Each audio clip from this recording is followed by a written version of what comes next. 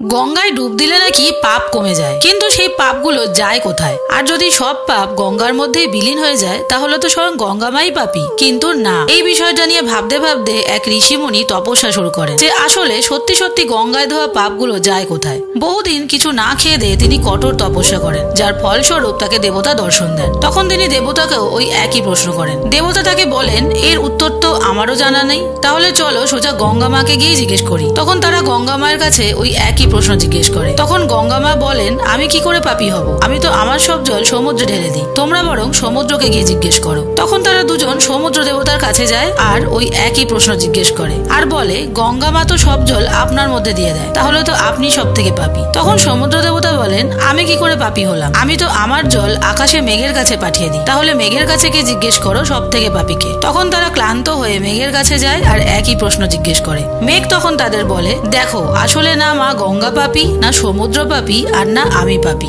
সব থেকে বড় পাপী হলো তো মানুষ, কারণ আমি তো আমার সব জল বৃষ্টির আকারে নিচে ফেলে দিই, যার ফলে ফসল ফলে, আর সেই ফসল মানুষ আর প্রাণীরা খায়। তাই বলা হয় যে যদি তুমি খাবারের ওপর রাগ করো, কি খাবারের অনাদর করো, কি খাবার ফেলে দাও, তাহলে তোমার সাথেও ঠিক সেটাই হবে যেটা তুমি ওই খাবারের সাথে করছো। কমেন্টে জয় মা গঙ্গা অবশ্যই লিখো।